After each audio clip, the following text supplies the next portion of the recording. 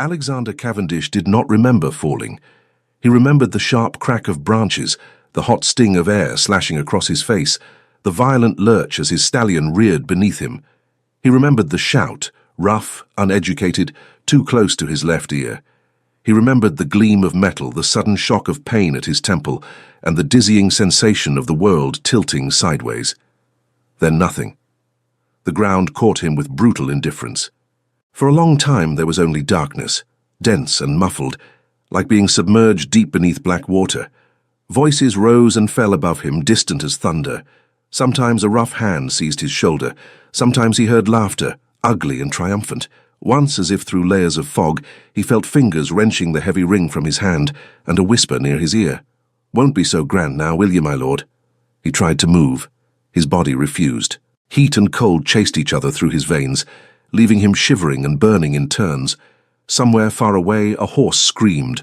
Hooves pounded, then even those sounds receded, leaving only a long, suffocating silence. He drifted. Time dissolved into fragments of sensation. Wet earth against his cheek, the copper tang of blood sliding over his tongue, the distant cry of a night-bird. He thought, perhaps, he heard his name once, spoken in a familiar voice, heavy with command. Alexander. He reached toward it, but the darkness had stronger hands. He sank again. When he finally stirred, it was to the scrape of wheels, the creak of wood, and the muted clop of horses somewhere ahead. His head throbbed in savage pulses. His ribs protested when he drew breath. A damp chill seeped through his clothes and into his bones. He tried to open his eyes and found his lashes stuck together, stiff with drying blood. The world arrived in blurs. A grey sky, low and sullen, bare branches, black against the clouded afternoon. The faint outline of a carriage some distance down a winding country road, just beginning to disappear around a bend. He was alone. He was broken, and he could not remember how he had come to lie sprawled in the ditch like refuse tossed aside. His hand fumbled weakly at his side. No ring, no signet, no seal. The left side of his face felt swollen, hot. The familiar weight of his pocket watch was gone as well. He tasted iron and humiliation. Robbed. The realization came with a sharp, lucid clarity that cut through the haze. He had been ambushed. Someone had known his route, his schedule, his habit of traveling with minimal escort on this particular stretch of road. Someone had planned this. He tried to push himself up, and agony ripped through his chest, hot and blinding. The world dimmed again. He fell back, breath hitching, the taste of failure bitter on his tongue. Not like this. He would not die nameless in a ditch with his identity stripped from him like the fine cloth of his coat.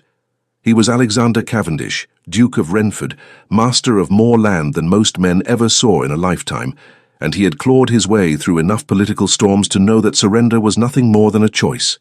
But choices required strength. He had none. The grey sky folded in on itself. His pulse thundered like distant drums in his ears. Somewhere between one breath and the next, the road fell silent again. The carriage he had glimpsed vanished entirely, or perhaps he had imagined it. Either way, darkness came again, patient and relentless. He did not see the second carriage appear half an hour later, rolling at a sensible pace, neither hurried nor idle. He did not see the young woman seated within, wrapped in a modest but well-made cloak, her gloved hands resting lightly atop a worn leather reticule. He did not see her gaze wandering absently over the winter fields, her mind still lingering on the sound of her younger sister's laughter. He did not see any of it, but Catherine Whitmore saw him. At first, he was nothing more than a dark shape on the side of the road, a lump of shadow where there should have been only muddy grass and brittle weeds. She thought it must be a fallen branch, perhaps a discarded sack. Then the carriage drew closer. Her breath caught. It was a man. "Good heavens," she whispered, straightening so abruptly that her reticule slid to the floor. "James, stop. Stop at once." The coachman's shoulders tensed. He glanced back through the small front window, his ruddy face pale beneath his cap, when his gaze followed the direction of hers. "Best not, milady," he said quickly, half turning on his box. "A man lolling in a ditch like that. No good comes of it. Could be a drunk, could be worse. Or he could be dying," Catherine said, already reaching for the door handle. "Mistress Catherine," James protested, dropping the reins with one hand in his haste to prevent her from flinging herself into danger. Your father would have my hide if I let you out to meddle with the likes of James. Her voice was calm, but there was steel threaded through it. Either you stop this carriage, or I will jump from it while it moves. His eyes widened. You wouldn't. She held his gaze for 3 unflinching seconds. He swore under his breath and hauled on the reins. The horses snorted and slowed, the carriage shuddering to a reluctant halt. The man lay half concealed by the slight rise of the ditch, as if the earth itself tried to reclaim him. His dark hair was matted against his forehead. Blood streaked one side of his face, dried in places, fresh in others. His coat, fine, or it had been once, was torn at the shoulder, the fabric stiff with more blood. His boots were scuffed and caked with mud. He did not move. For a moment Catherine only stared. Something inside her chest tightened, an instinctive, almost painful pull. He looked wrong there, out of place, like a painting torn from a gilded frame and tossed into the gutter. There was something about the angle of his jaw, the set of his shoulders even in unconsciousness, that spoke not of drunken collapse, but of violent interruption. "James," she said softly, "help me." "Miss, no." He scrambled down from his seat, blocking her view with the breadth of his body. "We cannot. He might be a thief, or a murderer, or playing dead to get us close. Your father, my father is not here." Catherine stepped around him with surprising agility, her boots sinking slightly in the damp earth. The cold air bit at her cheeks, turning them a brighter pink beneath her bonnet. "I am. And I will not leave a man to die, because of what he might be." James dragged a hand over his face, torn between exasperation and reluctant respect. "If this ends badly, I'll not forgive myself." "If we leave him," Catherine said, kneeling beside the stranger, "I shall never forgive myself." She leaned closer, the faint scent of iron and damp wool filling her nose. Up close, the brutality of his condition was worse. A jagged wound marred his temple. There were bruises forming along his jaw, his neck, the visible part of his chest where his shirt had been torn open. His lips were pale, his breathing shallow and irregular. "Sir," she whispered, "can you hear me?" For a moment, there was nothing. Then, with painful slowness, his eyelids fluttered. Grey eyes, stormy, unfocused, struggled to fix on her face. She saw confusion there first, then a flicker of something else. Recognition? No. Impossible. They had never met, but it felt strangely, as though he saw her clearly for one heartbeat, as though the world narrowed to the space between them. "Who?" His voice was hoarse, barely sound. The single syllable scraped against his throat. "You are injured," Catherine said, speaking gently as if to a skittish horse. "We are going to help you. Do not try to move yet." His gaze dipped briefly to the road behind her, as if searching for something, or someone, who was no longer there. A muscle in his jaw clenched. "Ambush," he forced out. "Took everything." James made a soft, uneasy sound. "Told you, miss. Robert's men, like as not. Been thick as flies on this road of late." Catherine ignored him. "Are you alone?" she asked the stranger. "Is anyone else hurt?" His eyes closed again, as if the effort of speaking had exhausted him. "Horse," he muttered. "Gone." His hand twitched once against the ground, fingers grasping at invisible reins. "Ring." His voice trailed off. "James," Catherine said, her decision made in an instant. "We are taking him home." James flinched as if struck. "No, absolutely not. Your father will—" "Then tell him I overruled you," she said calmly. "He will believe that. Wrap him in the blanket from the carriage. Carefully. We must not jostle his ribs more than necessary." James stared at her, appalled. "You speak as though you've dragged 6 dying men into Renford Manor for tea." A faint, humourless smile touched her lips. "It is not Renford Manor," she reminded him. "Not any longer. It is only the house on Renford land that my father is barely allowed to keep." Guilt flickered across James's features. He had served the Whitmores long enough to know better than to speak thoughtlessly of their diminished estate. "Begging your pardon, miss, I meant no—" "I know." She glanced back at the stranger, then reached out and very gently brushed muddy hair from his brow. Her gloved fingers lingered for a moment over his skin, searching for warmth. "But whoever he is, he did not choose to bleed on the Duke of Renford's land today." The irony did not escape her.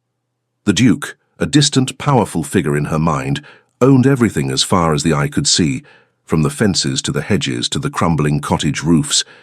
His stewards collected rents. His men enforced rules. He was a name, a weight, an invisible hand on every Whitmore decision. But he was not here now. She was. "Come," she said, rising to her feet. "Help me lift him." It took them both. James grunted with the effort, his boots slipping once in the mud. Catherine swallowed her own discomfort and hooked her hands beneath the stranger's shoulders, ignoring the way his blood stained her gloves. He groaned faintly, his head lolling against her arm. For a moment, she felt the heavy, solid reality of him. Broad shoulders, strong chest, the unmistakable build of a man accustomed to physical vigor, not indolence. Not a drunk, she thought. Not a vagrant. Someone.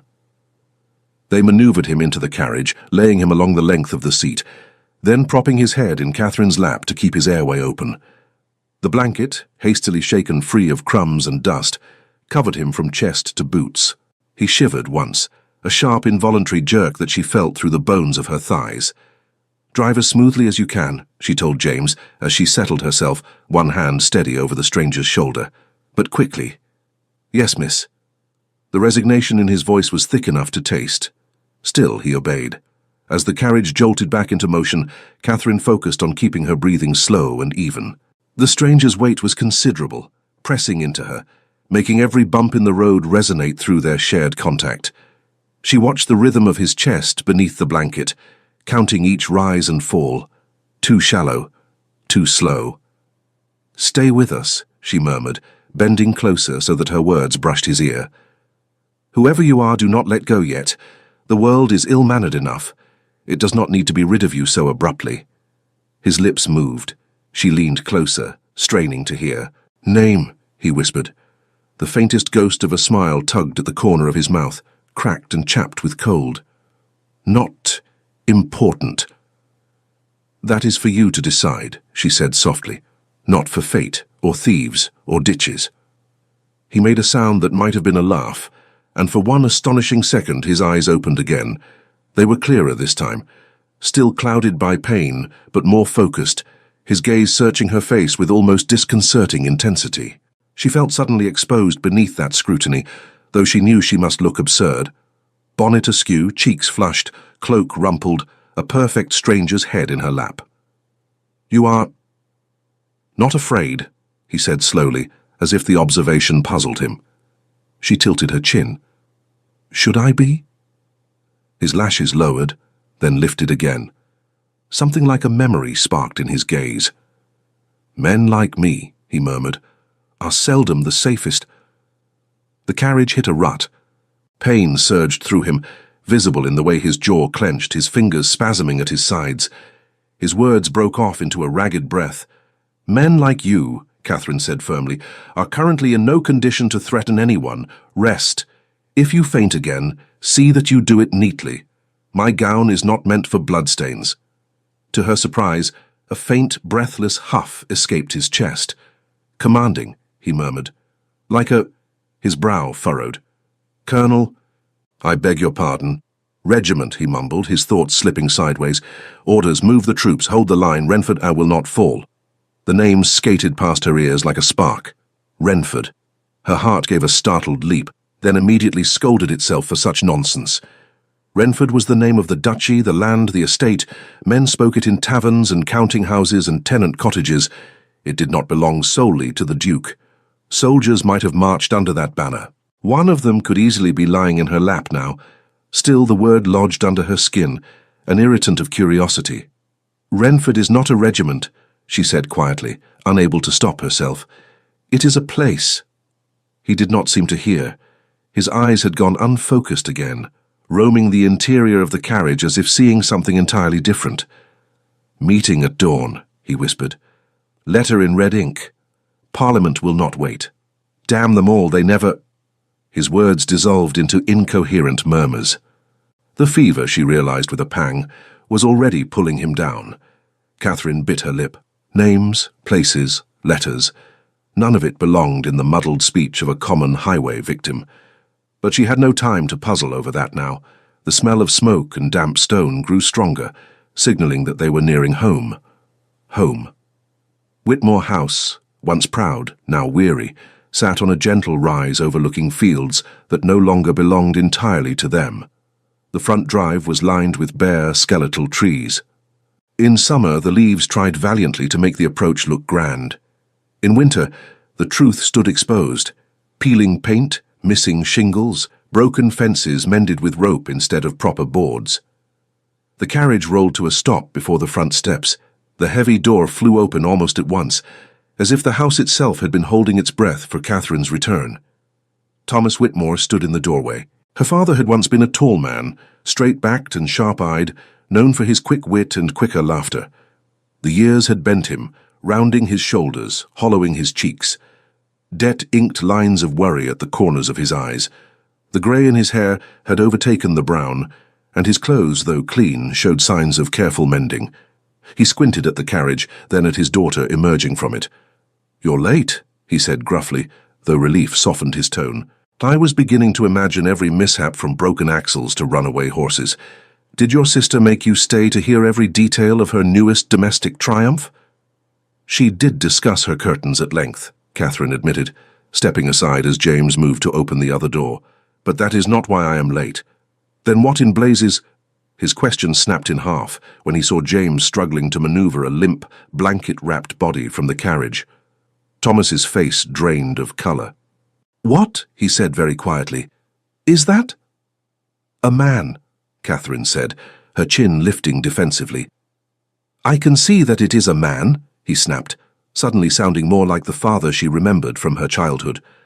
"The question, Catherine, is why a man is being carried into my house like a sack of flour." "He was lying in the ditch by the South Bend," she explained, hurrying alongside James to steady the stranger's shoulders.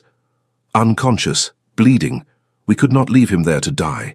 Could not—" Thomas's hand clenched into a fist at his side. "Good God, have you lost your mind? Do you know nothing of the world? He could be a thief, a deserter, a cutthroat. He is a man," she repeated, carefully enunciating each word, "and he is gravely injured. If you wish to scold me, you may do so after he no longer hovers between life and death." Their gazes collided. For a heartbeat, father and daughter seemed to stand on a knife edge, balanced between argument and understanding. Thomas closed his eyes briefly. "Bring him inside," he muttered. "The servants will talk for a week, but better that than the coroner knocking at my door." James mined his head on the lintel. "Catherine, you are not to lift anything. If you strain your back over a stranger, I shall disown you." "You always say that," she said, the smallest hint of a smile tugging at her lips. "And you never do. Do not tempt me." They carried the stranger into the hall, where the chill of the outside air lingered despite the meagre fire crackling in the hearth. The housekeeper, Mrs. Crowthorne, appeared as if conjured by the scent of trouble, her expression an all-too-familiar blend of disapproval and concern. "Oh, Miss Catherine," she clucked, pressing a hand to her ample bosom, "what have you dragged home this time?" "Not a stray cat. You will be relieved to know," Catherine said wryly. "A man. Perhaps we might upgrade your complaints accordingly." "A man," Mrs. Crowthorne repeated faintly, setting her jaw. "Of course, why would it ever be something simple like a misplaced cradle or a broken vase? No, it must be bleeding men in the front hall." "Spare me your theatrics, Crowthorne," Thomas said. "We have enough of those under this roof already. Take him to the blue room." "The blue room?" Mrs. Crowthorne sniffed. "The blue room is for guests. Guests do not generally bleed on my carpets," he retorted. "Nevertheless, it is the only chamber with a bed not threatening to collapse under the weight of a feather." "The bed in the blue room squeaks," she muttered. "Then the stranger will have something to distract him from his injuries." Despite her protests, Mrs. Crowthorne led the way upstairs, her brisk footsteps echoing down the corridor. James and Thomas carried the unconscious man between them, Catherine hovering close, ready to assist if his arms or legs slipped awkwardly. The blue room looked particularly forlorn in winter. Faded wallpaper, once patterned with delicate flowers, peeled slightly at the edges. A draught whispered treacherously around the window frame. The bed, however, was sturdy and clean, the sheets smelling faintly of lavender. They lowered the stranger onto the mattress. He groaned, his head rolling to one side, exposing the full ugly extent of the wound on his temple. Mrs. Crowthorne inhaled sharply. "He'll need hot water, and bandages, and laudanum, if we've any left." "We have some," Catherine said. "I will fetch it." "No, you will stay here," the housekeeper said firmly. "You found him, you'll fuss over him if I let you out of my sight. Sit down before you fall down. You're pale as milk." "She is fine," Thomas interjected. "But the laudanum—" "Under my bed," Mrs. Crowthorne said briskly. "In the box I told you never to touch." "You told me never to touch half the things in this house, because you break the other half." Catherine pressed her lips together to keep a laugh from escaping. The absurdity of the situation, the bleeding stranger, the argument about squeaking beds and broken trinkets, warred with the stark fear knotting her stomach. What if he died here? What if he died under their roof, in their care, with no name and no one to claim him? What if she had brought not just a man, but a tragedy into their fragile, threadbare world? She moved to the bedside, ignoring Mrs. Crowthorne's protests, and gently took the stranger's hand. It was cold, the veins beneath his skin standing out faintly. She rubbed her thumb over his knuckles, trying to coax warmth back into them. "Do not dare," she whispered, leaning close. "Do not dare die here and leave me forever wondering who you were." His eyelids fluttered again. For a moment his fingers tightened around hers with surprising strength. "Alexander," he breathed. Her heart stuttered. "Alexander," she repeated, the name settling on her tongue like something fragile and valuable. "Is that your name?" He did not answer. The brief flare of consciousness flickered out. His grip slackened, his hand sliding back into stillness. "Alexander," she whispered again, quietly committing it to memory. "Very well, Alexander, you are not leaving us yet. I refuse to permit it." The fever arrived with the night. It crept into the room as the sun slipped below the horizon, painting the fragile winter sky with streaks of muted pink and grey. The house fell into its usual evening rhythm, the distant clatter of dishes in the kitchen, the murmur of voices in the servants' quarters, the uneven tread of Thomas pacing in his study. In the blue room the air grew thick with the scent of sweat and herbs. Catherine sat in a chair by the bed, her cloak discarded, her sleeves rolled to the elbows. A basin of cool water rested on the table beside her, along with a stack of clean cloths, a jar of salve, and the small precious bottle of laudanum. The candlelight flickered over the stranger's face, casting sharp shadows along his cheekbones and jaw. His features were strong, refined even in distress. A straight nose, a firm mouth, a brow that furrowed when pain twisted through him. The bruises could not entirely obscure the hint of something aristocratic in the line of his cheek, the shape of his hand, the way he seemed to occupy space even unconsciously. His fever burned steadily higher. "Lord save us," Mrs. Crowthorne muttered each time she came to check on them.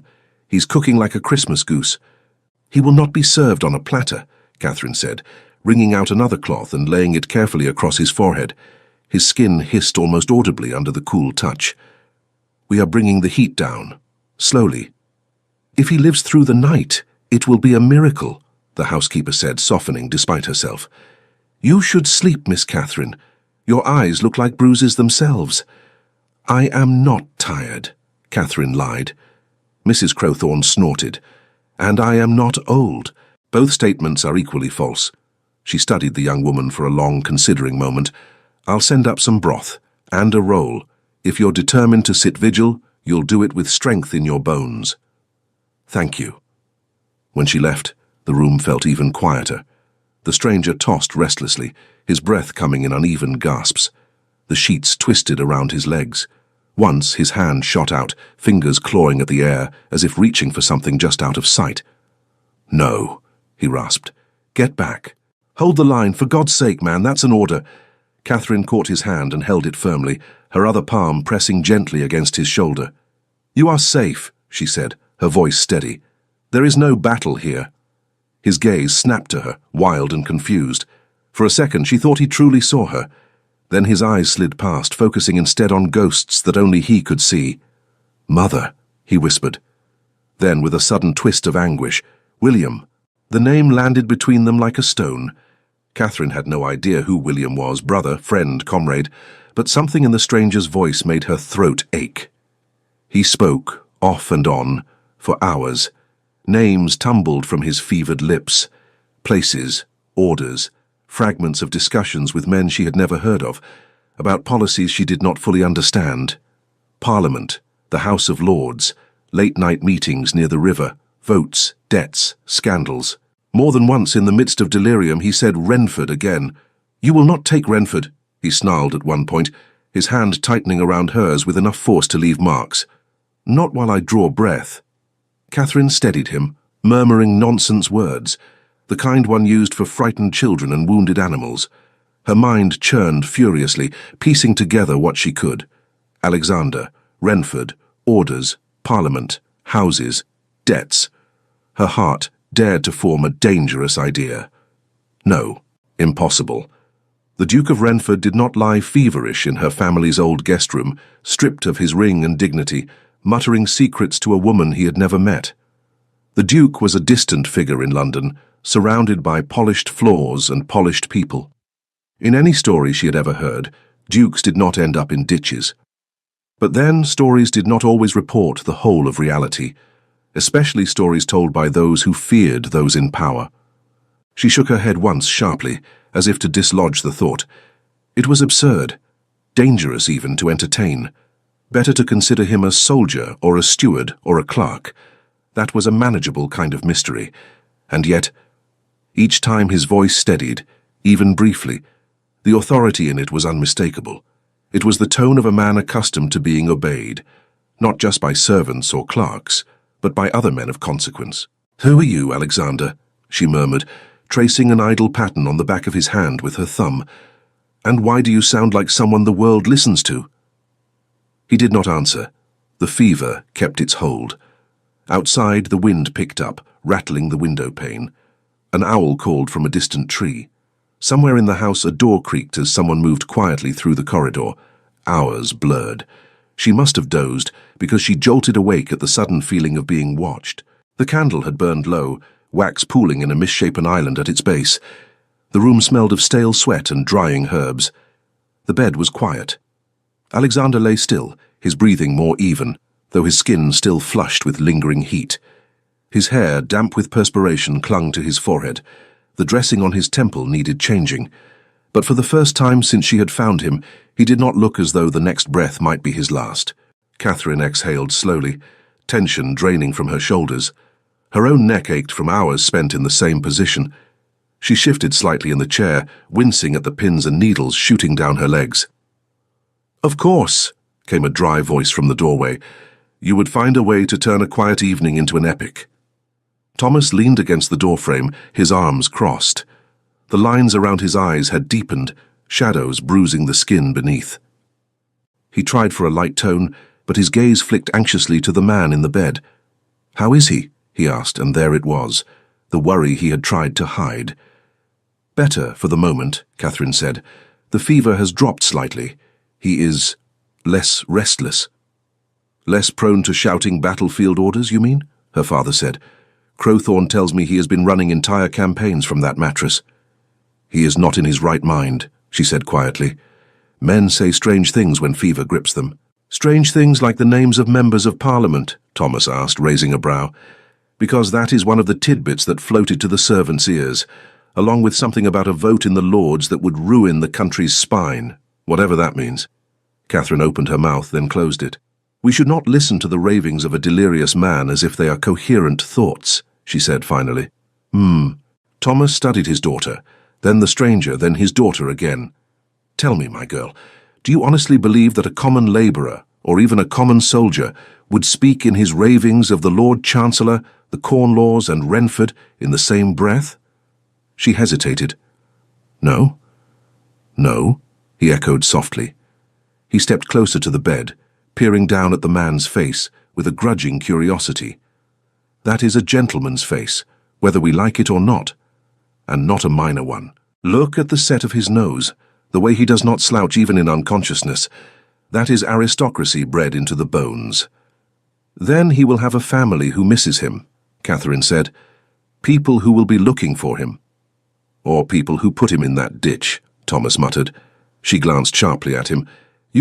I think, he said, that men of power do not arrive broken on our doorstep without a reason, and those reasons are rarely kind ones." He rubbed a hand over his jaw. "We should send word to the magistrate, or to Renford Manor." At the mention of the estate, something prickled at the base of Catherine's neck. "To do what?" she asked, Announce that we found an unconscious man and speculate about his importance based on the shape of his nose. We have no proof of anything, Father, not even his surname. Thomas sighed. You always were cursed with sense at the most inconvenient times. Then let us use it now, she said. We will wait until he wakes and asks questions. When his mind is clear, we can decide what to do next.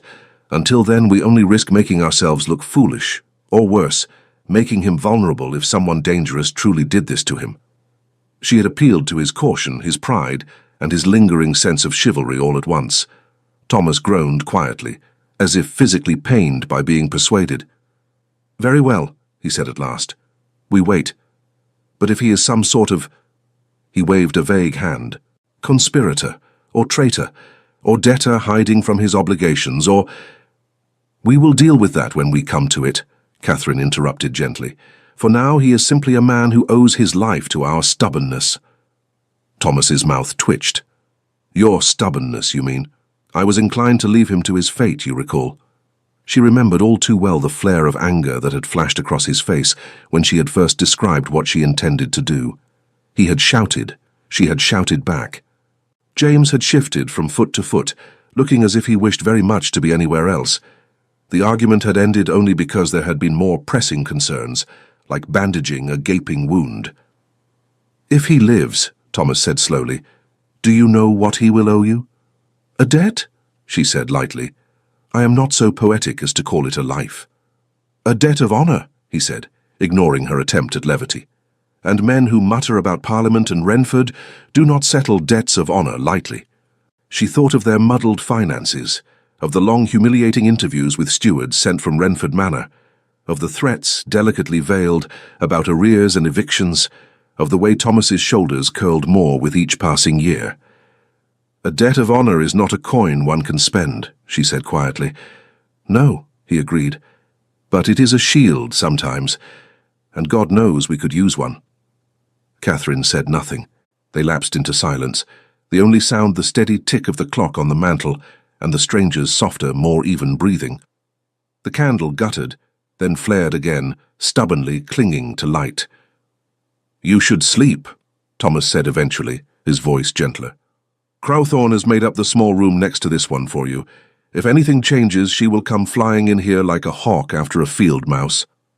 I will stay a little longer, Catherine said, just until I am certain the fever is truly easing. He studied her for a moment, then shook his head fondly. You are your mother's daughter, he murmured. She once nursed a boy from the village for 3 nights straight when he had scarlet fever. Wouldn't leave his side until the rash faded. Stubborn women, the both of you. She smiled, aching at the mention of her mother, but grateful for it nonetheless. Then you should be accustomed to this. Oh, I am, he said. That does not mean I worry less. He leaned down and pressed a brief kiss to the top of her head, a gesture so quick and unexpected that it startled her. Do not give your heart to a mystery, my girl. They are rarely worth the cost. I am not giving my heart to anyone, she said, heat rising to her cheeks for reasons she did not entirely understand. I am merely giving my time, and my bandages, and perhaps a spoonful of laudanum. See that it stays that way, he said. Good night. When he left, the room felt larger, the shadows deeper. Catherine sat quietly for a long time listening to the stranger breathe. Somewhere between wakefulness and sleep, she realized that fate had not simply brushed past them on the road that afternoon. It had climbed into her carriage, settled itself in the blue room and fallen into fever dreams under her watch.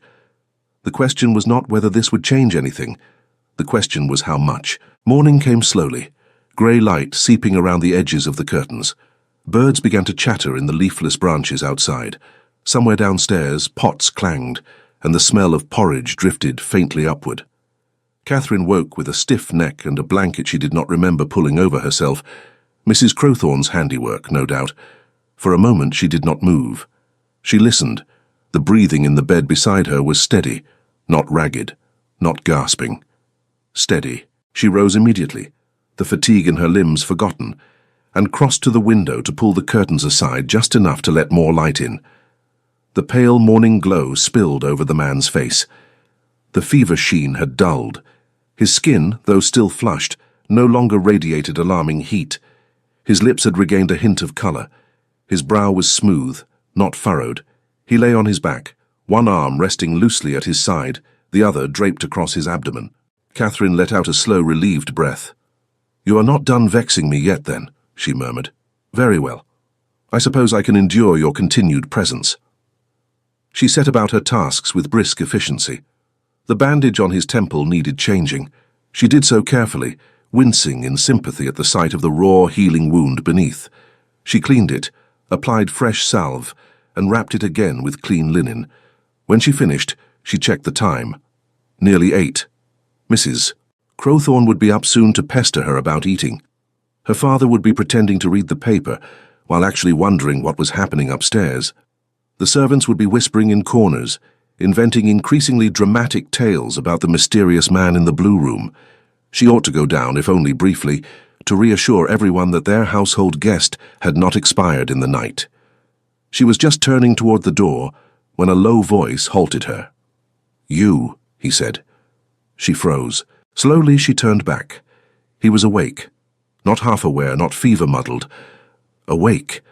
His eyes, clear and piercing, a striking grey that seemed almost silver in the morning light, were fixed on her with unnerving intensity.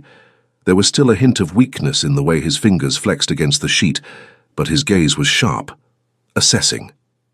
"Good morning," she said, somehow managing a composure she did not feel. "You gave us something of a fright." He studied her for several seconds, his expression unreadable. "Where am I?" "In my father's house," she said. "On Renford land. You were found injured on the road yesterday. My coachman and I brought you here." His jaw tightened at the word Renford. "The South Bend," he said slowly. "A carriage passed me as I lay there. I thought—" He shook his head once. "I was not certain whether I imagined it." "You did not," she said. "That was us." "And you stopped," he said. Not a question, an observation. "Yes. Against your coachman's advice," he added, a faint thread of something, amusement, in his tone. "And I suspect against your father's wishes." She lifted a shoulder. "My father was not present. The coachman voiced his concerns, but ultimately the decision was mine." He blinked. "You took an unknown man into your carriage. You brought him into your home. You nursed him through the night, all without knowing his name." "I know your name," she said quietly. "You told me. Alexander." Something flickered in his gaze, wariness, then resignation. "I did not intend to," he said. "You were not at the time in control of your intentions," she replied. "You were feverish. You spoke of many things." His eyes narrowed almost imperceptibly. "What else did I say?" She considered him for a moment. His voice had the calm, measured cadence of a man who knew how to wield it as both weapon and shield. Even lying in a borrowed bed with bandages around his head, he radiated a certain command. It made her all the more determined not to let him intimidate her in her own house. "Enough to know that you are a man accustomed to being obeyed," she said. "Enough to suspect that you are not a simple farmer or soldier." His mouth quirked at one corner. "And does that make you regret helping me?" She met his gaze without flinching. "If you had been a simple farmer, your life would be no less valuable. I would have helped you regardless." Surprise flickered briefly across his features, quickly replaced by something more guarded. He shifted slightly, then winced, a hand flying instinctively to his ribs. "Careful," she said. "You likely have bruising, perhaps a cracked rib. The doctor would have been useful, but he is 2 villages away and considers a sprained wrist to be a life-threatening emergency. We decided to spare you his dramatics." He stared at her. Then, unexpectedly, he laughed. It was not a full, deep laugh. His injuries would not allow it, but a rough, surprised sound that altered his face entirely. The severity softened, revealing a hint of what he might look like, unburdened by pain or responsibility. "You have a talent for irreverence, miss." He paused, brows lifting in question. "Catherine Whitmore," she supplied. "Daughter of Thomas Whitmore, resident troublemaker."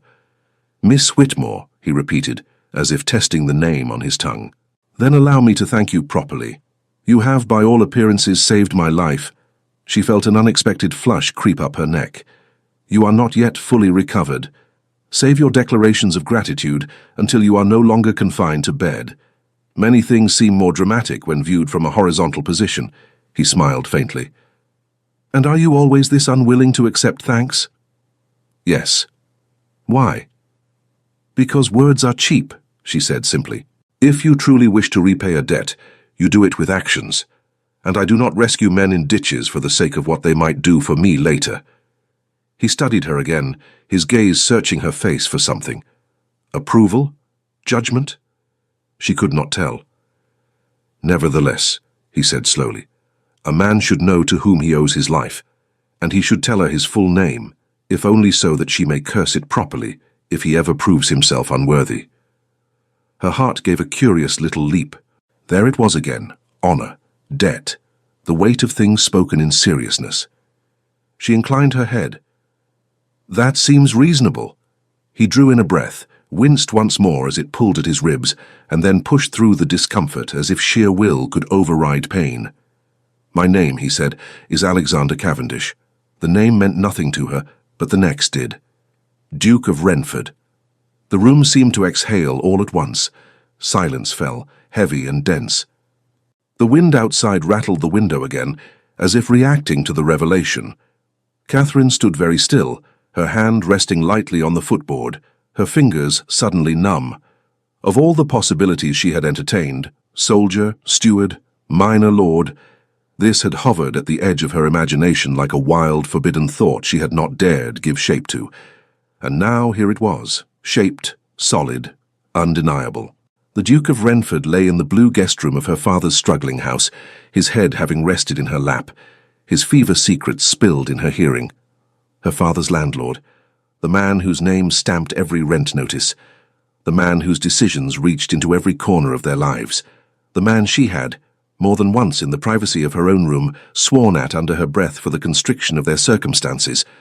Her stomach tightened. He watched her carefully, no doubt accustomed to a variety of reactions when he spoke those words. Awe, deference, greed, fear. Catherine offered him none of those readily, but she could not pretend indifference.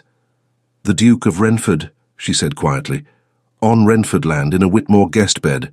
Yes, he said, a wry twist to his mouth. I appreciate the irony as keenly as you do. Her mind raced ahead, imagining her father's reaction when he learned the full truth, the servants' whispers, the village gossip, the potential danger, the potential opportunity.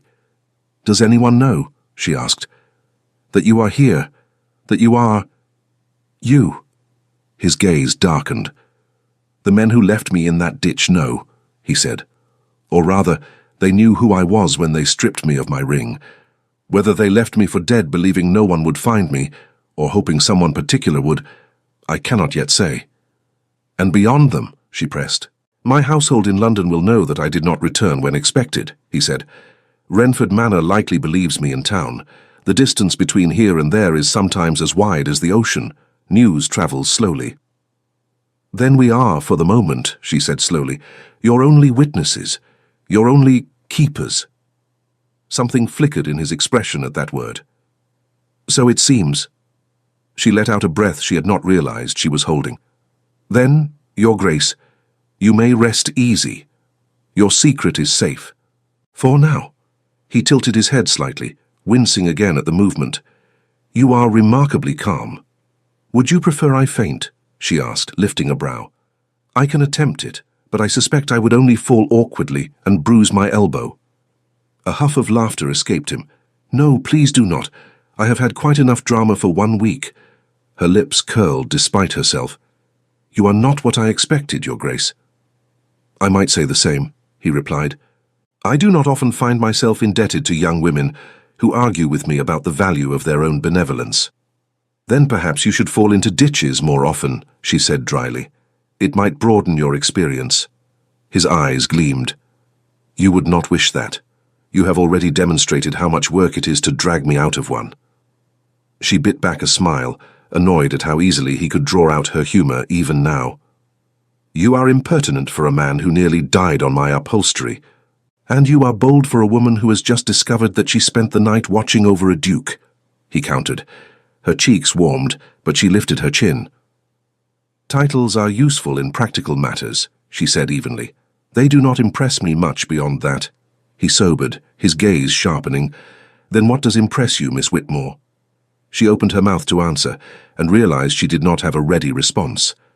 What did impress her? Not wealth, certainly. She had seen what wealth without compassion did to men. Not titles, not lineage, not charm. Character, she thought. Courage. The willingness to do what is right when it is inconvenient or costly. Actions, she said finally. The choices a person makes when no one is watching. How they treat those who can do nothing for them. Something in his expression changed, tightening, as if her words struck too close to a place he kept guarded. "Then," he said quietly, "you misjudged me when you brought me here. I can do much for you, Miss Whitmore, for your father, for this house, if I so choose." She held his gaze. "Then we will see," she said. "Won't we?" The door flew open then, sparing him the need to respond immediately. "Miss Catherine, your porridge is getting cold and I refuse to watch you wither away like a neglected—" Mrs. Crowthorne's voice cut off mid-scold when she saw the Duke sitting partially upright, his eyes open. "Oh, well, that's a complication, isn't it?" Alexander's brows drew together, as if perplexed by her lack of deference. "I beg your pardon." "You will, once you've tasted my broth," she said briskly. "Your Grace." The honorific landed slightly late, as if she had only just decided to attach it. "Miss Catherine, out. You will eat something while the Duke pretends not to be in pain." "I am not," he began. "You are in pain," she said briskly. "If you were not, you would be a corpse. Only corpses are entirely comfortable after such a beating. You will not move. You will not attempt to stand. You will sip this slowly and pretend it tastes delightful." She thrust a steaming cup toward him. He stared at her, then at the cup, then back at her. "Does everyone in this house issue commands as if they expect to be obeyed?" he asked. "Yes," Catherine and Mrs. Crowthorne said in unison. He blinked. Then, to Catherine's astonishment, he took the cup. She slipped out of the room while the housekeeper bustled in, her mind whirling. The Duke was awake, conscious, aware of who he was and where he lay, and he had already begun to test the edges of the invisible lines that shaped their small, precarious world. Below stairs, the house hummed with the usual sounds of morning. Her father sat at the scarred dining table with a piece of toast and a cup of tea that had gone cold. The newspaper lay open in front of him, but his eyes were distant. "He is awake," Catherine said, sliding into the chair opposite him. Thomas blinked, returning from whatever gloomy corner of his thoughts he had occupied. And he remembers his name." She took a breath. "Alexander Cavendish." Her father frowned. "That sounds familiar." "It should," she said softly. "He is the Duke of Renford." The expression that crossed Thomas Whitmore's face was not one Catherine would soon forget. Shock, fear, fury, and beneath all of it, a deep, bone-deep weariness. "The Duke," he said, as if the word itself offended him. "In my house." "In your guest bed," she said, "bleeding on your sheets, drinking Mrs. Crowthorne's broth." He stared at her. "Did he say anything about—" He gestured vaguely around them. "Money? Debts? Evictions? Did he threaten to throw us into the snow the moment he could walk?" "No," she said, "though Mrs. Crowthorne has not yet invented a broth hearty enough to support such a declaration." "This is not amusing," he snapped, then immediately seemed to regret his tone. He ran a hand through his thinning hair. "Of all the men in all the ditches in all of England, you had to drag home the one who holds our future like a noose in his hands." Catherine folded her hands in her lap. "He does not seem eager to tighten that noose," she said carefully. "If anything, he seems grateful, and more unsettled by his vulnerability than by our presence." "He is a duke," Thomas said. "Of course he is unsettled. Men like him are not accustomed to owing anything to anyone, least of all to a family they have been grinding slowly into dust." Her heart squeezed. "We do not know that he personally—" "His name is on the papers," her father said harshly. "His seal on the notices, his stewards knocking at our door.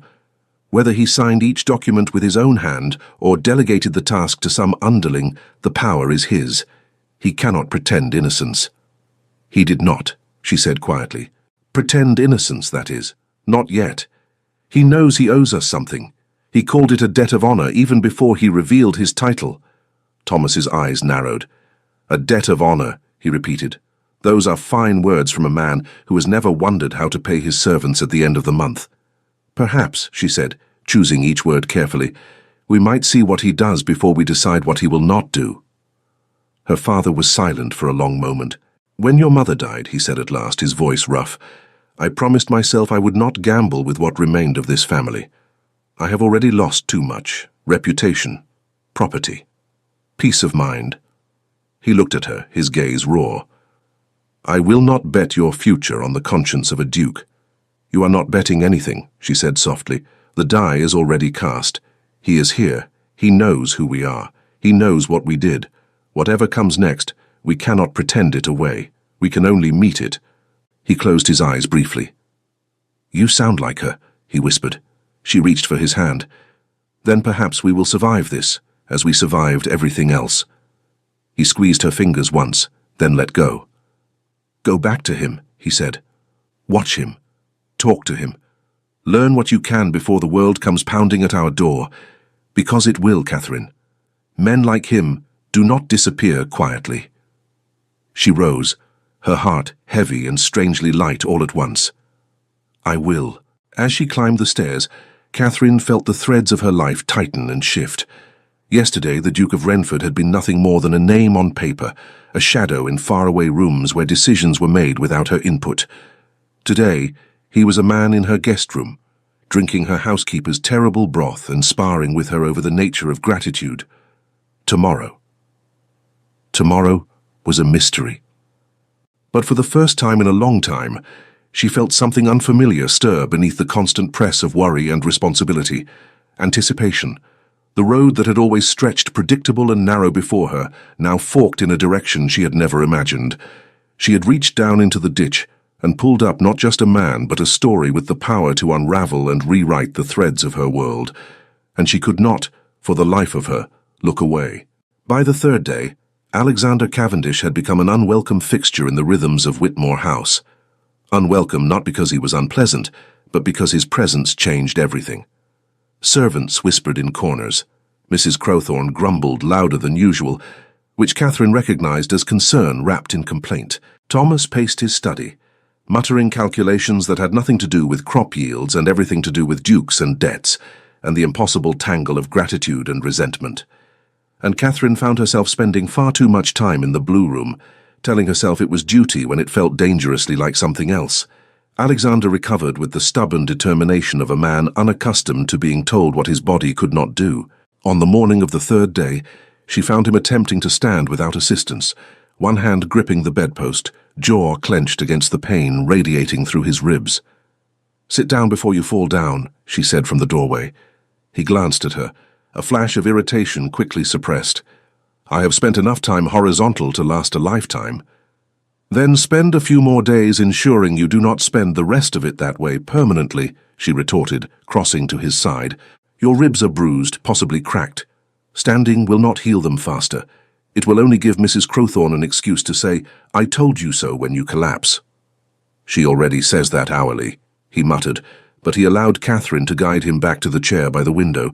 He settled into it with poorly concealed relief, breath coming shorter than he wished. You are a terrible patient, Catherine observed. I am an impatient patient, he corrected. There is a difference. Not to those who must endure you. His mouth twitched despite himself. You have a gift for deflating a man's dignity, Miss Whitmore. Your dignity survived being dragged unconscious from a ditch, she said. I suspect it can survive a few pointed observations. He studied her, the morning light catching the grey of his eyes and turning them almost silver. You do not speak to me as others do, he said quietly. Should I curtsy more?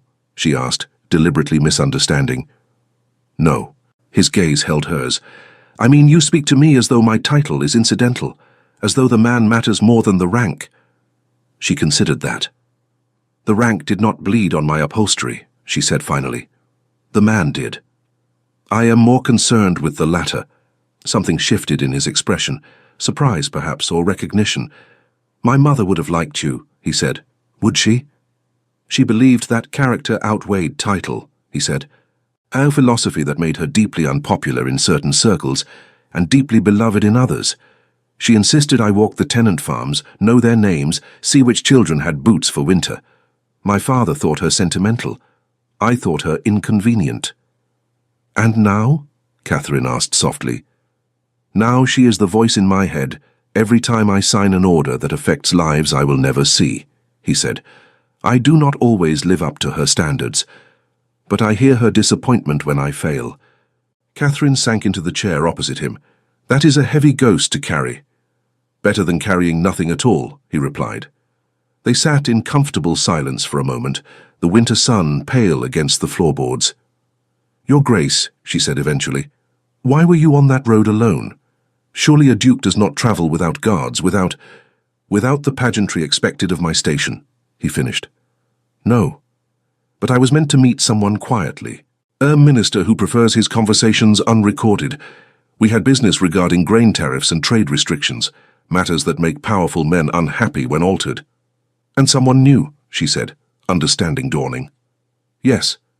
His jaw tightened. Someone knew my route, my timing. They took my ring, my papers, my horse, left me for dead, or close enough. But they did not kill you outright, she said. Why? That, he said, is the question that keeps me awake. A dead duke creates investigations, inquiries, consequences. A missing duke creates confusion, and confusion can be useful if one wishes to act in his name without his interference. Catherine's stomach tightened. Someone could be impersonating you. With my ring and seal? Easily. His hands curled into fists. Every day I lie here, someone may be giving orders, signing papers, ruining lives in my name, and I am powerless to stop it.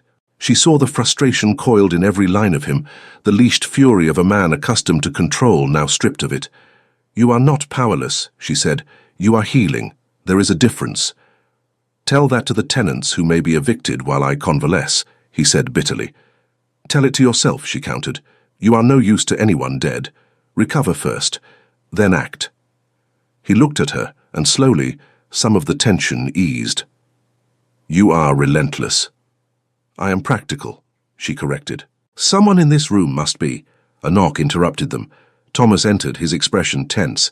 We have visitors, he said. 3 men, Renford livery. Alexander straightened immediately, ignoring the sharp protest of his ribs. Markham, he said. It must be. Who? Catherine asked. Colonel James Markham, my steward, former military. If anyone would track me down, it would be him. Thomas hesitated. Should we? Bring him up, Alexander said. If it is Markham, he is trustworthy. If it is not, we will know soon enough. Minutes later, a broad-shouldered man with iron-grey hair and a soldier's bearing entered the blue room. His sharp blue eyes swept over Alexander, and relief cracked his stern features. Your Grace, he said, voice rough, I expected to find you dead. I am delighted to disappoint you, Colonel, Alexander replied dryly. Markham's gaze flicked to Catherine, then Thomas, assessing. You brought him here. Yes, Catherine said simply. For you saved his life. That remains to be seen, she said. He is still recovering. Markham's mouth almost smiled. Miss Whitmore, I presume. His Grace owes you a debt. So he keeps saying, she replied. I am beginning to think dukes enjoy being indebted. It gives them an excuse to make grand gestures. This time Markham did smile, brief and genuine. Then he sobered, turning back to Alexander. We have trouble. A man wearing your ring appeared at Renford Manor yesterday, demanding access to funds. I refused until he could prove his identity properly. He fled. Alexander's expression darkened. Description? Stocky, rough accent, though he tried to hide it. The stable boy he bribed said he smelled of the docks. A hired man, then, Alexander said. Not someone from my circle, which means whoever orchestrated this wanted distance between themselves and the deed. We have another problem, Markham said grimly. 3 riders arrived in the village this morning asking questions about strangers on the road. They are not mine. Catherine's pulse quickened. You think they are looking for him? I think they are looking for answers, Markham said. Whether those answers lead them here depends on how loudly the household has spoken. We have been discreet, Thomas said stiffly. Discretion, Markham replied, is a relative term when a duke lies wounded under your roof. Enough, Alexander interrupted. Markham, post men around the property, quietly. If these riders come here, I want to know their purpose before they reach the door. You are not well enough to— I am well enough to think, Alexander said, and well enough to stand if I must. Do not coddle me, Colonel. We do not have that luxury. Markham's jaw tightened, but he nodded. As you say, Your Grace. He left. Catherine exhaled slowly. This is becoming dangerous. It was always dangerous, Alexander said. You simply did not know it yet. She met his gaze. And now that I do? Now, he said quietly, you must decide whether you regret pulling me from that ditch. She considered him, this man who had brought complexity and peril into her simple, struggling world, this man who spoke of debts and honor and ghosts. No, she said finally. I do not regret it. But I do not know what comes next. Neither do I, he admitted. But whatever it is, I will not let it fall on you. You have my word. Words, she said, echoing something she had told him days before, are cheap. Then watch my actions, he replied, and judge me accordingly. The riders came that afternoon, 3 men, rough-looking, their eyes too sharp, their hands too ready near their belts. Markham met them at the door with a soldier's calm indifference, answering their questions about strangers on the road with carefully constructed ignorance. Catherine watched from the upstairs window, Alexander beside her, despite her protests. Do you recognize them? She whispered. No, he said, but that means little. Hired men leave no trail to their employers. One of the riders glanced upward, his gaze sweeping the windows. For a heartbeat, Catherine thought he saw them. Then Markham said something, drawing attention back. The conversation grew tense. One rider gestured sharply. Markham's posture shifted almost imperceptibly, his weight balanced, ready. Then, abruptly, the riders mounted and left. Catherine exhaled. They will be back, Alexander said quietly. How do you know? Because they are not convinced, he said, and unconvinced men do not stop asking questions. That night, as the household settled into uneasy quiet, Alexander made his decision. I leave for Renford Manor tomorrow, he told Catherine when she brought him tea. Markham is right, I am putting you in danger by remaining. You are not well enough, she protested. I am well enough to sit a carriage, he said, and I cannot stay here, drawing threats to your door. She wanted to argue, wanted to insist he stay until fully healed, but she knew he was right. Very well, she said quietly. He reached for her hand, his touch warm and deliberate. Before I go, there is something you must know. She waited, pulse quickening. Your father's debts, he said. They are cleared. The land is yours, free and clear. I've already sent the orders. She stared. You cannot— I can, he said, and I have. It is not charity, Catherine. It is payment for a debt of honor. You saved my life. I am returning a measure of yours. Tears prickled her eyes, unexpected and unwelcome. That is too much. It is not nearly enough, he said softly. But it is a beginning. A beginning of what? She whispered. He held her gaze, something fierce and vulnerable flickering there. I do not know yet, but I would like to find out, if you are willing. Her breath caught. You are a duke. I am— You are the woman who saw a stranger bleeding in a ditch and chose compassion over caution, he said.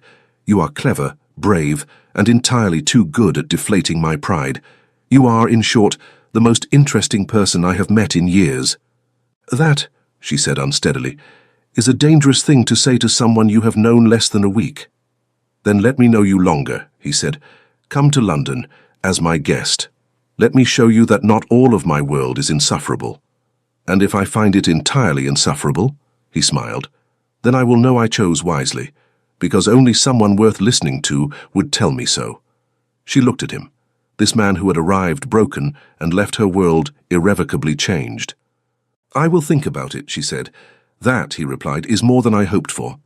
The next morning, Alexander Cavendish, Duke of Renford, left Whitmore House in a well-sprung carriage, Markham riding alongside, guards discreetly positioned. Catherine watched from the doorway as he paused before entering the carriage, turning back to meet her eyes one last time. He did not wave, did not call out. He simply looked at her as though memorizing her face. Then he was gone. The house felt impossibly empty. Thomas found her still standing there an hour later. "He will come back," her father said quietly.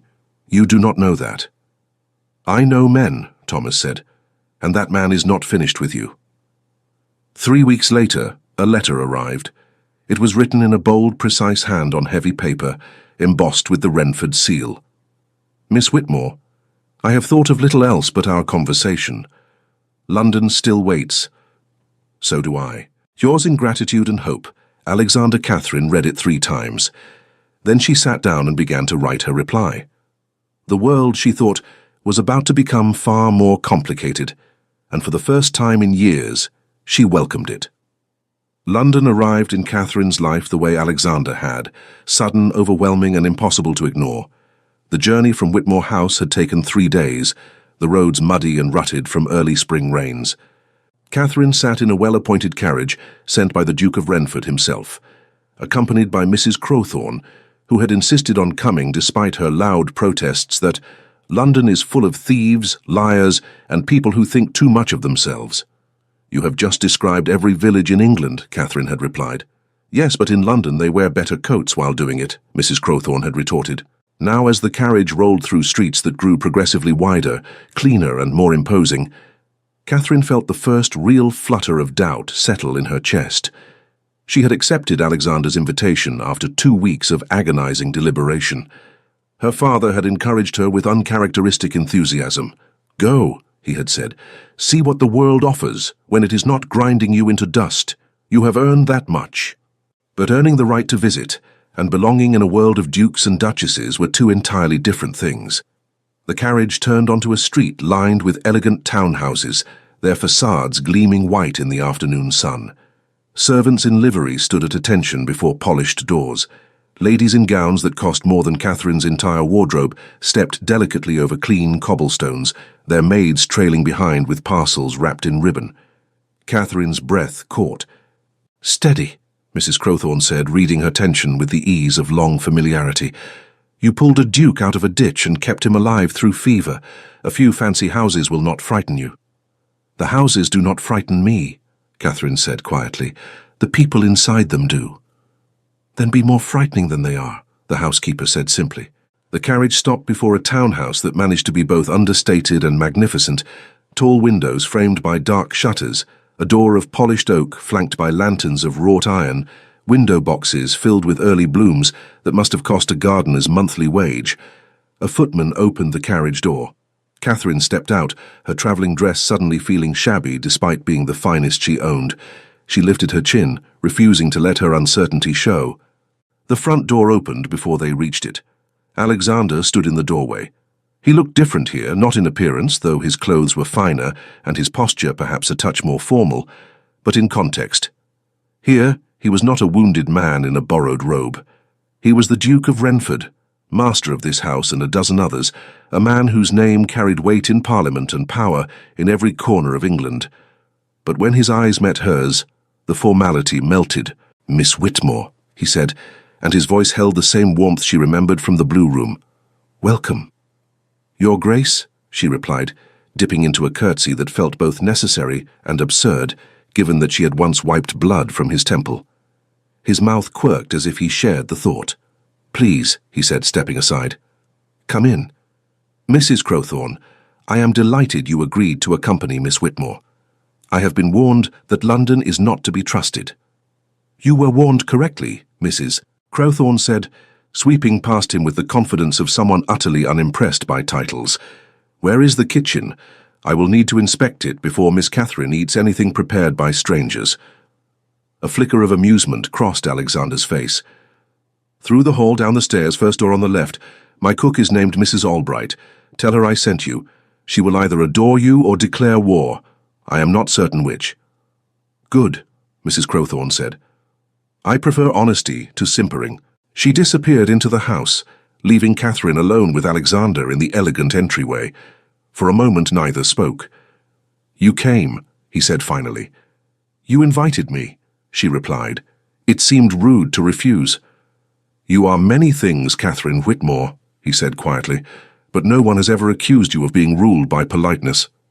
She smiled despite herself. "True. I came because I was curious."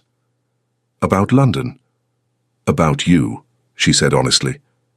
In your world. I wanted to see if the man I met in the Blue Room still existed here, or if he vanished the moment he crossed back into marble halls and titled circles. His gaze held hers, steady and unguarded.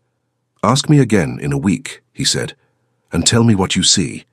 Before she could reply, a voice called from deeper in the house, bright, imperious, and unmistakably amused. Alexander, if you leave that poor girl standing in the hallway like a forgotten parcel, I will never forgive you. A woman appeared, sweeping into view with the kind of entrance that suggested she had practiced it extensively and enjoyed every second. She was perhaps 50, her dark hair streaked with silver, her gown a deep emerald that complemented her sharp, intelligent eyes. She moved with the confidence of someone who had never doubted her welcome anywhere. Lady Alderton, Alexander said, a note of fond exasperation in his voice. I might have known you would arrive before I had a chance to make proper introductions. Proper introductions are dull, Lady Alderton said, stopping in front of Catherine and studying her with unabashed curiosity. You must be the young woman who saved this stubborn man's life. I have been dying to meet you. Miss Catherine Whitmore, Alexander said. May I present Lady Alderton, one of my oldest friends and London's most relentless meddler. I prefer strategist, Lady Alderton said, extending her hand. And you, my dear, are far prettier than Alexander's letters suggested. He described you as formidable. He failed to mention lovely. Catherine felt heat rise to her cheeks. He described me in letters. Oh, extensively, Lady Alderton said, eyes twinkling. It was most unlike him. Alexander usually writes about grain tariffs and parliamentary votes. Imagine my shock when I received 3 pages detailing the wit and courage of a certain Miss Whitmore, who argued with him as though he were an ordinary man. He is an ordinary man, Catherine said before she could stop herself. With an extraordinary title. Lady Alderton laughed, delighted. Oh, I like her, Alexander. You may keep her. She is not a stray cat, Vivian, he said dryly. Pity, Lady Alderton replied. Cats are easier to manage. She linked her arm through Catherine's with the ease of long-established intimacy. Come, my dear. Let me show you to your rooms. You will need to rest before tonight. Tonight? Catherine echoed, glancing back at Alexander. A small dinner, he said. Just a few friends, nothing formal. When Alexander says nothing formal, he means fewer than 20 people, and only 3 courses, Lady Alderton confided. Do not let him deceive you. Catherine's stomach tightened, but she forced a smile. I look forward to it. As Lady Alderton guided her up a sweeping staircase, Catherine caught Alexander's gaze one more time. He mouthed 2 words, trust me. She wished she found that as reassuring as he intended.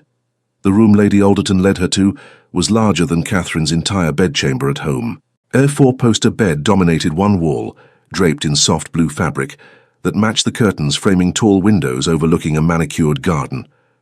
A writing desk sat near the window, stocked with crisp paper and pens. A wardrobe, already open, revealed several gowns that had certainly not come from Whitmore House. Alexander had those made for you, Lady Alderton said, following her gaze. He remembered your measurements from, well, I assume from when you were tending his wounds. Do not blush, dear. It is practical, not scandalous, mostly. Catherine turned to her, words tangling on her tongue. This is too much. It is barely enough, Lady Alderton corrected, settling gracefully into a chair. You are a guest in a duke's home. You will be seen at dinners, perhaps at a ball or 2 if Alexander has his way. You cannot do that in a travelling dress, however charming. I do not belong here, Catherine said quietly. Lady Alderton's expression softened. You belong wherever you choose to be, my dear. The question is whether you wish to be here. Catherine sank onto the edge of the bed. I do not know, she admitted. Part of me is terrified, part of me is curious, and part of me wonders if Alexander invited me out of obligation rather than genuine interest. Alexander does nothing out of obligation, Lady Alderton said firmly. Duty, yes. Honour, absolutely. But obligation, never. If he wanted you here only to discharge a debt, he would have sent money and a polite note. Instead, he sent a carriage, an invitation, and approximately 7 letters to me, fretting over whether you would actually come. Catherine's heart skipped. 7? At least, Lady Alderton said. Possibly more. I stopped counting after he asked for the third time whether I thought emerald or sapphire would suit your complexion better. Despite herself, Catherine smiled. He is smitten, Lady Alderton said bluntly. Inconveniently, awkwardly, and entirely against his better judgment, but smitten nonetheless. The question, Miss Whitmore, is whether you feel the same. Catherine looked down at her hands, twisting in her lap. I pulled him out of a ditch, she said. I nursed him through fever. I argued with him about grain policies I barely understood. And somewhere in all of that I began to... She faltered. To care, Lady Alderton finished gently. Yes, Catherine whispered. But caring for a wounded man in my father's house is different from caring for a duke in London. Here, he has responsibilities, expectations, a world that does not include me. Then make it include you, Lady Alderton said. Not by changing who you are, but by refusing to apologize for it. You are not less than anyone in this city, Catherine. You are simply different, and different in the right hands is extraordinary. Catherine met her gaze, finding unexpected warmth there. Why are you helping me? Because Alexander deserves someone who sees him, not his title, Lady Alderton said, and because I have spent 30 years watching this city chew up genuine people and spit out polished shells. I would like just once to see it fail. The dinner that evening was exactly as Lady Alderton had predicted. 18 guests, 4 courses, and enough scrutiny to make Catherine feel like a specimen under glass. She wore one of the gowns Alexander had provided, a soft rose silk that fit perfectly and made her feel both beautiful and fraudulent. Mrs. Crowthorne had helped her dress, muttering the entire time about unnecessary frippery while secretly looking pleased. Now seated in Alexander's dining room beneath a chandelier that held more candles than Catherine had seen in her life, she tried to remember how to breathe. The guests were a mixture of lords, ladies, and wealthy commoners, politicians, merchants, a retired general, and 2 women whose sharp eyes missed nothing. Conversation flowed around her in currents she struggled to follow, debates about trade routes, speculation about the king's health, gossip about someone's daughter who had eloped with a French comte. Alexander sat at the head of the table, presiding with the ease of long practice. But his gaze found Catherine often, a silent reassurance each time. Across from her sat a man introduced as Lord Pembroke, tall, languid, with mischievous eyes, and a smile that suggested he found the entire world amusing. So, Miss Whitmore, he said, leaning forward conspiratorially, you are the famous rescuer. Alexander has spoken of little else since his return. I am certain that is an exaggeration, Catherine said. Oh, it absolutely is, Pembroke agreed cheerfully. He also speaks of tariffs and amendments and tedious parliamentary procedure, but you feature far more prominently than usual, which is saying something. Pembroke, Alexander said from the head of the table, his tone carrying a warning. I am being charming, Pembroke protested. Miss Whitmore appreciates charm, do you not? I appreciate honesty, Catherine said. Charm is negotiable. Pembroke blinked, then laughed. Oh, Alexander, she is perfect. Do not let her escape. I have no intention of letting her do anything, Alexander said. Miss Whitmore makes her own decisions. How refreshing, drawled a woman to Catherine's left, Lady Cassandra, a beauty with ice-blonde hair and a smile that did not reach her eyes. Most women in your position would be eager to please. Catherine met her gaze evenly. I have never found eagerness to please particularly useful, Lady Cassandra. It tends to make one agreeable rather than interesting. A beat of silence. Then Lady Alderton laughed, bright and approving. Well said, my dear. Lady Cassandra's smile thinned, but she said nothing more. The rest of the dinner passed in a blur of courses and conversation. Catherine answered questions about Whitmore House, about the countryside, about her family. She deflected inquiries that felt too probing, and met condescension with calm refusal to be diminished. By the time dessert arrived, an elaborate confection of cream and berries, she felt exhausted and strangely exhilarated. When the ladies withdrew to the drawing-room, leaving the men to their port and cigars, Lady Alderton appeared at Catherine's side. You survived, she murmured. Barely, Catherine admitted. Nonsense, you were magnificent. Lady Cassandra has not been put in her place so neatly in years. She does not like me. She does not like anyone who threatens her position as the most desirable woman in Alexander's orbit, Lady Alderton said. She has been angling for a proposal from him for 3 years. Your presence is inconvenient. Catherine's chest tightened. Did he ever? No, Lady Alderton said firmly. He is unfailingly polite to her and utterly indifferent, which, of course, only makes her more determined. Before Catherine could respond, the men rejoined them. Alexander crossed the room directly to her side. "Walk with me?" he asked quietly. She nodded. He led her through glass doors onto a terrace overlooking the garden. The night air was cool, scented with early roses. Lanterns glowed softly among the paths. For a moment they simply stood in silence. "I'm sorry," Alexander said finally. She glanced at him. For what? For Lady Cassandra's barbs, for Pembroke's teasing, for thrusting you into a world where you are measured and judged before you have even finished your soup. "I can handle judgment," Catherine said. "I have been judged my entire life, for my family's debts, for my lack of dowry, for daring to have opinions. This is simply a different audience." He turned to face her fully. "You do not have to endure it. If you wish to leave, if this is too much, I will understand." "Do you want me to leave?" she asked. "No," he said immediately. "God, no. I want you to stay. But I will not keep you here if it makes you miserable." She studied his face in the lantern light, the face she had first seen pale and bloodied, now healed and handsome and filled with an uncertainty that made him achingly human. "I am not miserable," she said. "I am overwhelmed. There is a difference." "Then stay," he said softly. "Stay and let me show you that not all of this world is Lady Cassandra's cutting remarks and Pembroke's relentless charm. Some of it is—" He gestured toward the garden, the quiet night, the space between them. This, she echoed. "Honest conversation," he said. "No performance, no strategy, just two people who met in the worst possible circumstances and somehow found something worth preserving." Her breath caught. "And what is that something, Alexander?" He stepped closer, close enough that she could see the pulse in his throat, the way his hands flexed at his sides as if he wanted to reach for her but did not dare. "I do not have a word for it yet," he admitted. "But I feel it every time you argue with me, every time you refuse to be impressed by things that impress everyone else, every time you look at me as though I am simply a man who owes you a debt, not a duke who could change your circumstances."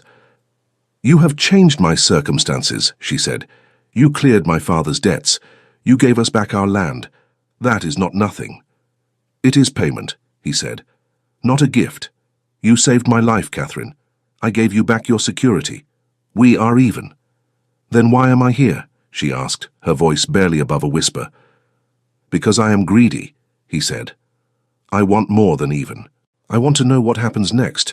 I want to hear you laugh at Pembroke's terrible jokes and watch you put Lady Cassandra in her place, with nothing but a well-timed sentence. I want to argue with you about things that do not matter, and agree with you about things that do. I want—" He stopped, searching for words. "I want you in my life, Catherine, not as an obligation, as a choice." Tears pricked her eyes, unexpected and unwelcome. "You are a duke," she said. "I am the daughter of a man who nearly lost everything. We do not belong in the same story." "We are already in the same story," he said. "It began in a ditch on a muddy road. The question is whether we write the next chapter together or apart." She looked at him, this man who had been a stranger, then a patient, then a puzzle, and now something far more complicated and terrifying. "I am afraid," she admitted. "So am I," he said. "But I have learned that the things worth having are usually the things that terrify us most." Slowly, giving her every chance to step away, he reached for her hand. She let him take it. His fingers curled around hers, warm and solid and real. "Stay," he said again. "Not forever. Not yet. Just long enough to see if what we have can survive outside the Blue Room." She nodded, not trusting her voice. He smiled then, soft and genuine, and for the first time since arriving in London, Catherine felt the tight knot in her chest begin to ease. Perhaps she did not belong here yet. But perhaps with time, she could. The next 3 weeks unfolded like a dream, or a test, Catherine could not decide which.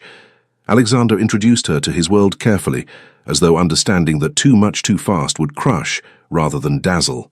She attended small gatherings, walked in parks where fashionable society promenaded, visited museums and galleries where Alexander explained art with the enthusiasm of someone who had been waiting years for an audience who actually cared.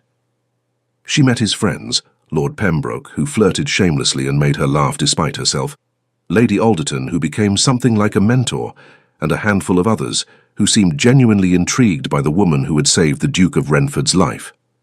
She also encountered his enemies, though they wore polite smiles and spoke in coded language. Men who resented his power, women who resented her presence. Whispers followed her through ballrooms. Who is she? Where did she come from? What does she want? Catherine learned to ignore them. What she could not ignore was the way Alexander looked at her when he thought she was not watching, as though she was something precious and fragile and entirely unexpected. One afternoon, as they walked through Hyde Park, he said, "You have been here 3 weeks. What do you think of London now?" She considered. "It is loud, crowded, expensive, full of people who care too much about appearances and not enough about substance." "And yet," he prompted. "And yet," she said, "it also has bookstores on every corner, theatres that perform Shakespeare properly, and a man who once nearly died in a ditch and somehow convinced me to give him a second chance." He smiled. "Only a second chance?" "Do not be greedy, Your Grace." They walked in comfortable silence for a moment. "Catherine," he said suddenly, stopping beneath the shade of an oak tree. "There is something I must ask you." Her heart thudded. "Yes?" "I am hosting a ball," he said, 2 weeks from now. It will be large, formal, and insufferably tedious in places. But it will also be the moment when I make clear to London society that you are not simply a guest in my home." "Then what am I?" she asked. He met her gaze steadily. "The woman I intend to court, properly, publicly, with every intention of asking her eventually to marry me." The world seemed to tilt. "Alexander," she breathed. "I know it is fast," he said quickly. "I know we have only known each other a handful of weeks. I know that you have every reason to doubt whether this is real or simply gratitude dressed up as affection. But Catherine, I have spent my entire life surrounded by people who want something from me. My title, my money, my influence. You are the only person who ever wanted nothing but to keep me alive. And somewhere between the Blue Room and this park, I realized that I cannot imagine my life without you in it." Tears spilled over before she could stop them. "You are crying," he said, stricken. "I have made you cry.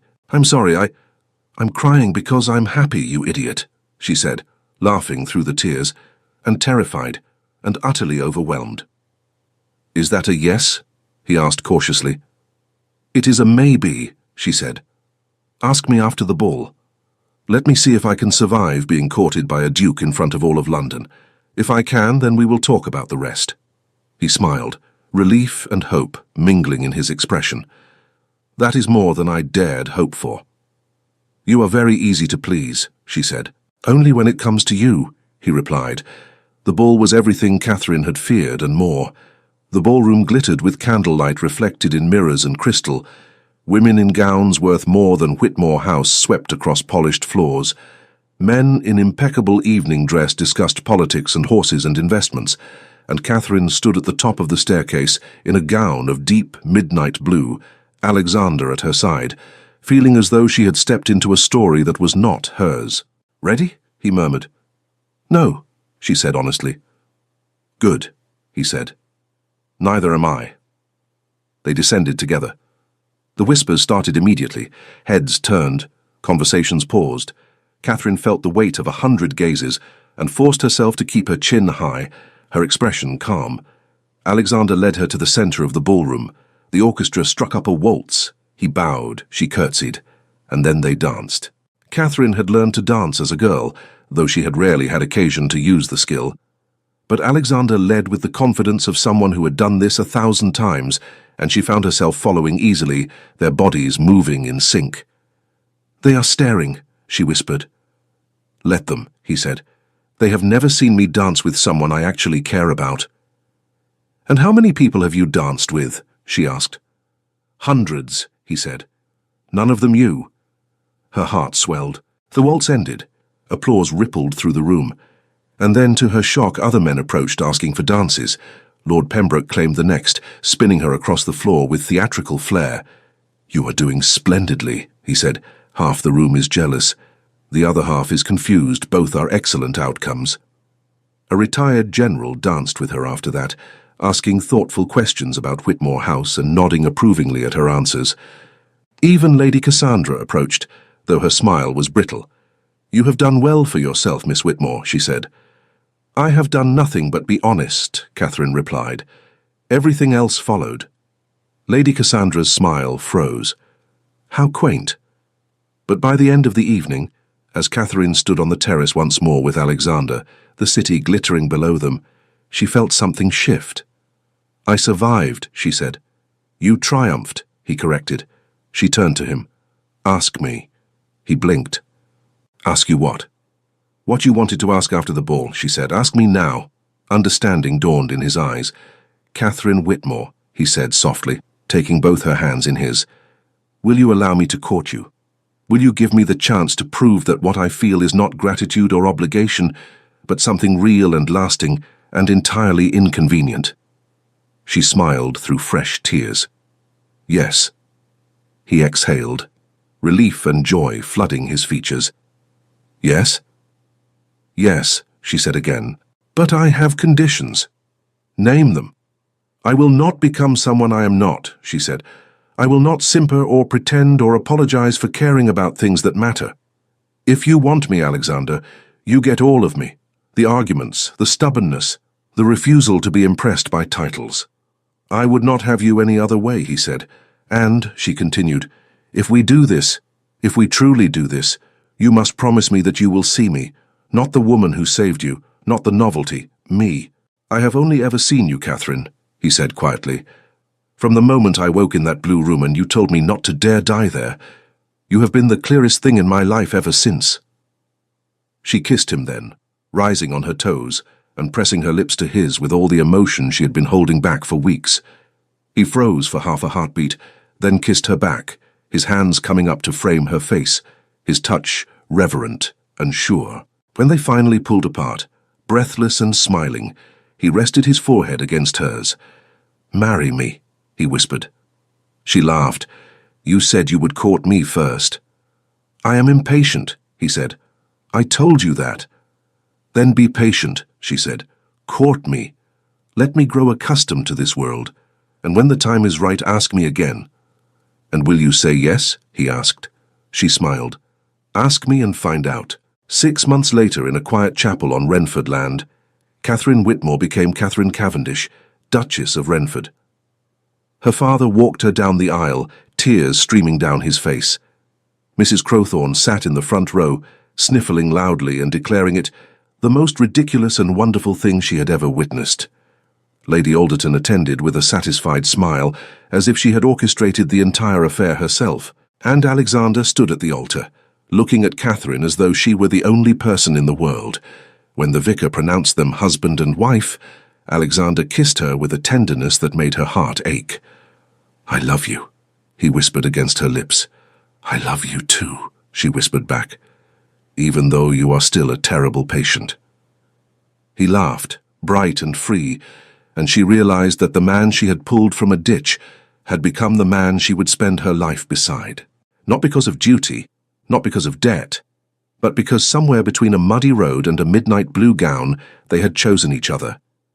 And that, Catherine thought as Alexander took her hand and led her back down the aisle to applause and cheers, was the truest kind of love there was. The end. Dear listeners, thank you so much for joining us on this journey from a chance encounter on a muddy road to a love that defied every expectation. If this story touched your heart, please subscribe to our channel, leave a comment telling us your favorite moment, hit that like button, and activate notifications so you never miss another tale of courage, romance, and second chances. Your support means the world to us. Until next time, may you always have the courage to stop for strangers in ditches. You never know what extraordinary story might follow.